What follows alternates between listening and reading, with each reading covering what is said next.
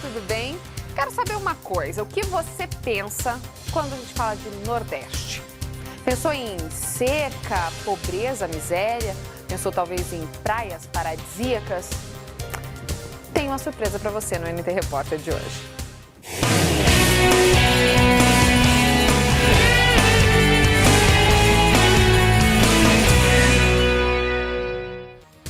Quando se fala em Nordeste, muitas pessoas pensam na pobreza, na vida sofrida dos sertanejos e outras pensam, é claro, nos cenários paradisíacos dessa região do Brasil. Pois saiba que o Nordeste é tudo isso junto e muito mais. A nossa repórter Rebeca Ricac fez as malas e viajou por 3 estados do Nordeste, mostrando uma região e uma realidade que você nunca imaginou. Somos muitos severinos, iguais em tudo na vida. Na mesma cabeça grande que a custa que se equilibra, no mesmo ventre crescido sobre as mesmas pernas finas, e iguais também porque o sangue que usamos tem pouca tinta. E se somos severinos iguais em tudo na vida, morremos de morte igual, mesma morte severina, que é a morte de que se morre, de velhice antes dos 30, de emboscada antes dos 20, de fome um pouco por dia. Mas para que me conheçam melhor, vossas senhorias, e melhor possam seguir a história de minha vida, passo a ser o severino que em vossa presença emigra. Começa a lida do sertanejo e de um Nordeste de tantos severinos. Severinos que se eternizaram nos poetas e nos livros. Severinos retratados em um sertão de castigos que, mesmo no presente, parece ser sempre lembrado como resgate de um passado. E por isso, Severino, hoje não vai sozinho. Vamos contigo migrar pelo sertão deste Nordeste e sermos nós também severinos.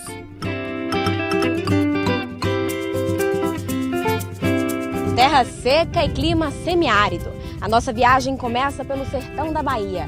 E em meio à seca que já é conhecida, vamos desvendar as belezas de uma terra rica e produtiva. Mas como? Se para onde se olha o cenário não mente, a seca existe e vive. A mesma seca que ao longo da história matou milhares de sede, acreditando em promessas. Quando o soldado anticristo chegar, as águas dos rios vão ser leite para nós, sangue para eles. A poeira desse chão vira fubá para nós, espinho para eles. O sertão vai virar praia. Mas a promessa não se cumpriu. O sertão não virou mar. Hoje, por trás de uma seca, encontramos vida. Flores de um sertão que respira. Cores e sabores de quem descobriu na terra riquezas para produzir. Há 10 anos, essa vinícola do sul do país veio para o sertão da Bahia atraída pelas promessas de alta produtividade. E arriscar deu certo. Por safra, em cada um dos 200 hectares de terra, a produção chega a alcançar 10 toneladas. Marcelo Petroli veio para o Nordeste junto com a tradição gaúcha da fábrica. O enólogo é de Bento Gonçalves, conhecida como a terra do vinho no Rio Grande do Sul, para coordenar a viticultura nas plantações do Nordeste. Segundo ele, é exatamente o clima seco da região que favorece a qualidade do plantio.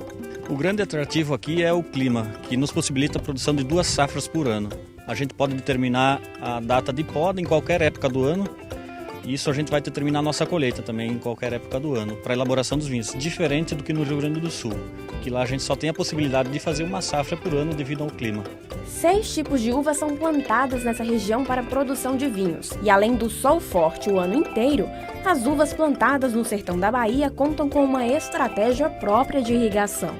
Pensando também em economia de água, a gente tem água disponível no rio, mas então a gente não quer desperdiçar. É uma maneira mais fácil da gente estar controlando a água necessária para a planta, com esse sistema de gotejamento.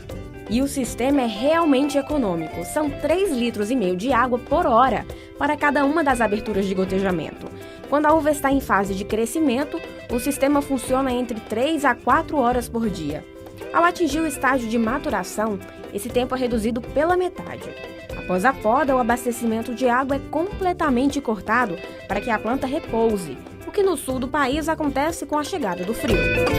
E para quem dedicou toda uma vida ao trabalho com a terra, a produção de uvas na região é uma possibilidade de mudança e crescimento. Seu Genivaldo nem imaginava que um dia ia ser especialista em poda de parreirais. Quando eu comecei, me botaram logo no serviço do plantio, aí depois passei para a poda. Acostumei na poda e sempre dou valor mais trabalhar com poda. E foi a experiência dentro do plantio que fez seu Genivaldo tirar uma conclusão simples. Porque é um serviço que todos desenvolvem e dá valor trabalhar com a poda. As uvas cuidadas pelo seu Genivaldo e monitoradas pelo Marcelo são processadas e armazenadas para a produção do vinho, do suco concentrado da uva, espumantes e champanhes. E o que é produzido no sertão da Bahia é embalado aqui mesmo. Todo o processo é mecanizado. Aqui é realizado o engarrafamento com cuidados monitorados para controlar as mudanças de temperatura. E depois que o produto fica pronto, é embalado e direcionado para todo o país. Menos de 10% do que é produzido é encaminhado para exportações, graças ao interesse dos próprios brasileiros pela produção da região. E por falar em produção, no comércio da uva encontramos uma surpresa. Além da variedade de bebidas, a uva acabou alcançando outros paladares. Dos campos para as lojas, as uvas mostram que não servem apenas para a produção alimentícia. As prateleiras estão cheias de opções de cosméticos produzidos com esta fruta. E é graças a ela que prometem maravilhas. E essa produção valoriza o trabalho local e favorece o artesanato da região. Nós damos esse apoio para as pessoas que querem mostrar seu trabalho, que querem divulgar. E se as oportunidades são estendidas região afora, é para lá que vamos. Pegamos a estrada de novo. Se bem que para chegar ao nosso próximo destino não temos apenas a rodovia como opção. Dá para ir pelas águas do São Francisco mesmo, de barco. Ou então é só atravessar a ponte que já estamos em outro estado. Ponto explorado pelos aventureiros da região que se arriscam em atividades radicais bem na divisa que separa a Bahia de Pernambuco. Chegando em Petrolina, logo descobrimos os atrativos do maior conglomerado urbano do semiárido brasileiro. A cidade que movimenta o maior PIB do interior de Pernambuco, a sexta economia do estado, uma das 20 cidades do Brasil do futuro.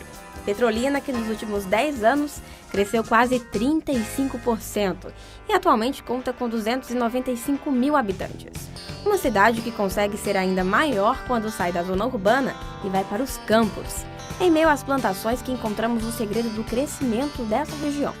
Petrolina é o segundo maior polo vitivinicultor do Brasil e o maior exportador de frutas do país. E é a uva, mesma fruta produzida pela vinícola do sertão da Bahia, o principal produto gerador de renda na região. A diferença é que a produção dessas fazendas não é voltada para a produção de bebidas, e sim uva para consumo. E a economia brasileira agradece com um motivo simples. E é justamente ela que vem salvando a balança comercial de exportações de frutas frescas do Brasil este ano. E esse crescimento de quase 13% em relação ao ano passado, e que em apenas um mês gera quase 100 milhões de dólares, tem uma explicação simples. O tamanho dos cachos, do fruto e o sabor. Eu gosto de sair, eu criei a família e acho bom.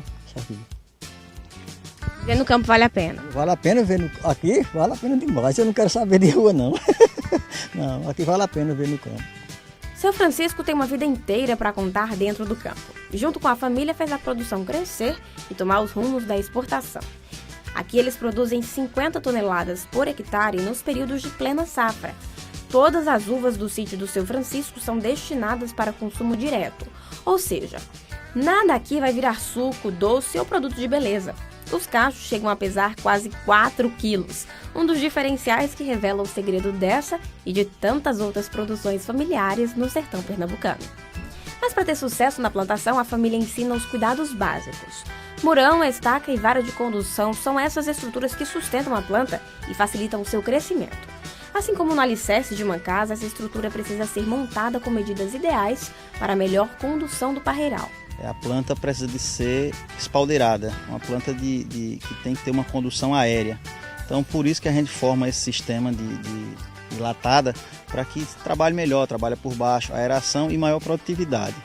O sistema usado para a distribuição da água nesse tipo de plantação é o de irrigação, pois as uvas para consumo exigem mais água que as uvas que vão ser usadas para a produção de sucos e vinhos. Quanto às chuvas, é preciso tomar alguns cuidados. A questão de prejuízos, se você tiver em colheita e pegar uma época de chuva, de muita chuva, chovendo todo dia e tal, aí é prejuízo total. A qualidade do solo, o sistema de irrigação e o clima seco do sertão permitem que o sítio do Seu Francisco produza 4 safras anuais, condição que é tão favorável que não existe semelhança de produtividade maior em nenhuma outra região do mundo. Até porque aqui a região ajuda, né? Como é uma região de pouca chuva e o clima quente, então favorece para que a gente tenha a irrigação também, né? Favorece para que a gente tenha safras, o que a gente considera safra em 2 períodos do ano, mas na verdade aqui produz diariamente.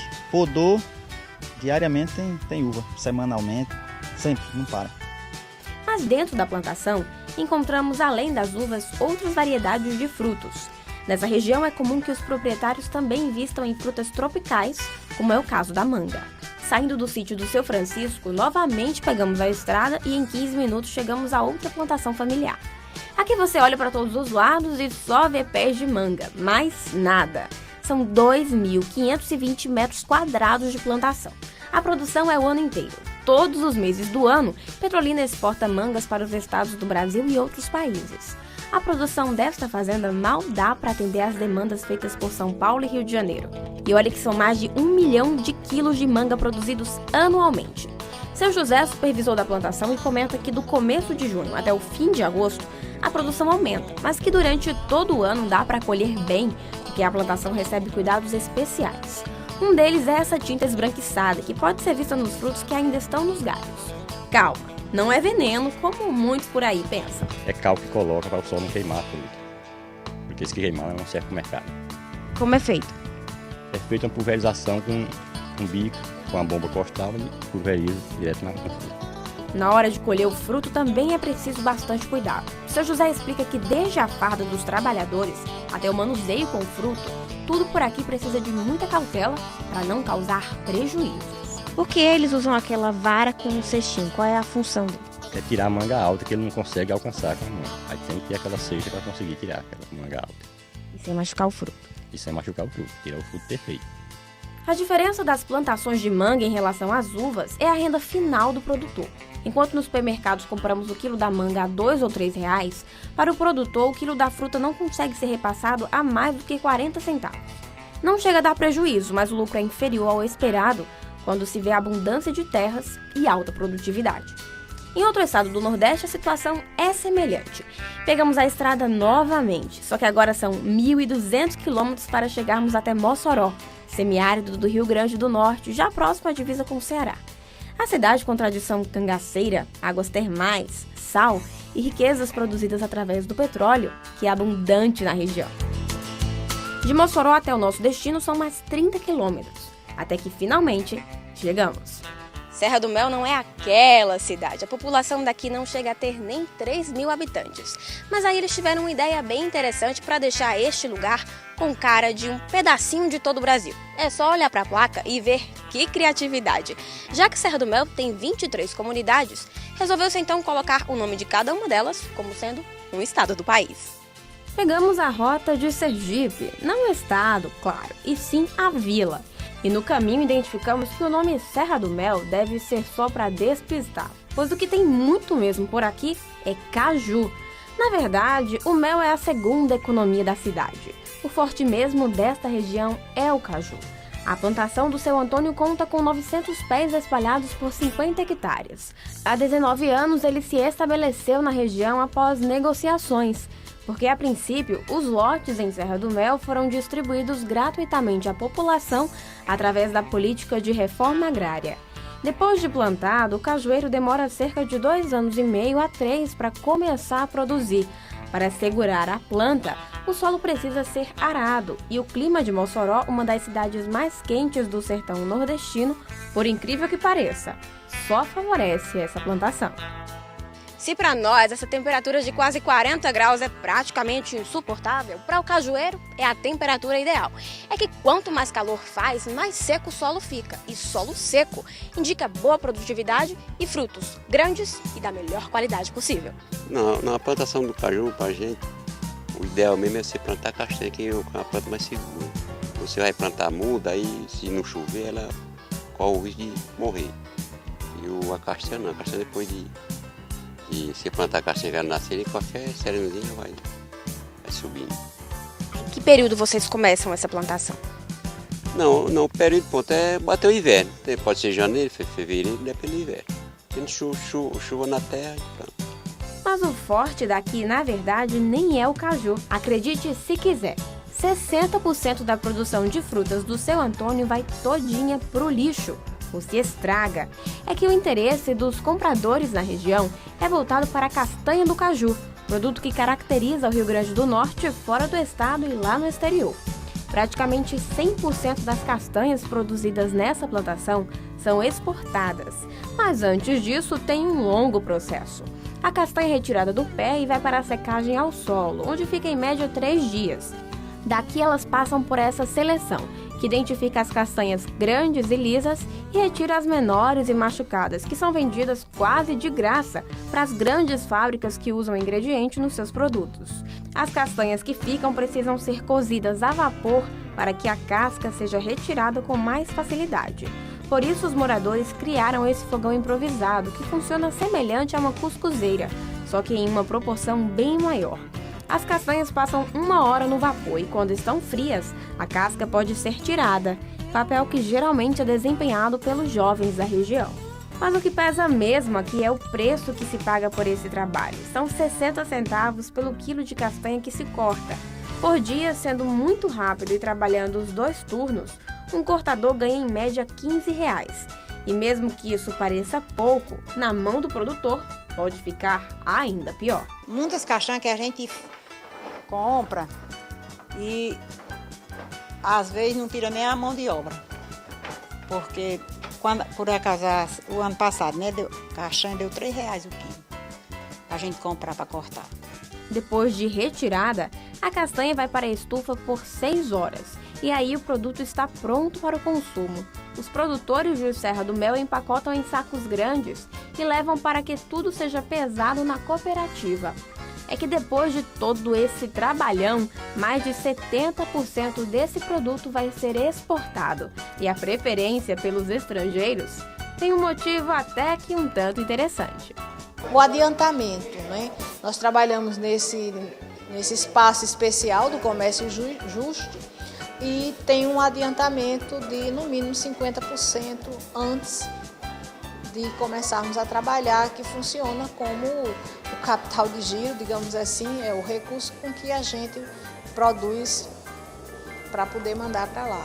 Essa é uma coisa que também interessa. Além de maiores exportadores, os produtores de Serra do Mel ainda quiseram inovar no produto. Foi aí que veio a ideia de estilizar as castanhas. Nós experimentamos castanha com pimenta e descobrimos que existe um mercado bem especial e que paga bem caro da castanha com pimenta. É muito comum na Europa, as pessoas comprarem castanha temperada com couve, né? E esses segredinhos com o produto aumentam os lucros para os membros da cooperativa. Só não para quem importa, pois o produto incrementado exige que o transporte seja feito de avião ao invés de usar o navio. Mas para o seu Antônio, que fica lá na horta, isso não tem feito tanta diferença. Nem para o seu José ou para o seu Francisco, que estão lá a mais de 1.000 quilômetros de distância. Ganhar pouco? Ganhar muito? O que vale mesmo para o sertanejo desse imenso Nordeste brasileiro é ver o sol brilhando na sua terra. Uma terra que aprendeu a cuidar. Uma terra que aprendeu a amar. E uma terra que frutifica com a intenção de alimentar vidas e corações. Quer saber mais sobre esse assunto ou ver os programas que você perdeu? Então acessa o nosso blog agora. Você também pode nos seguir no Twitter. Você fica por dentro do que a gente está fazendo, dos programas que nós estamos preparando para você. Por hoje é só, mas a gente volta na semana que vem. Tchau, tchau.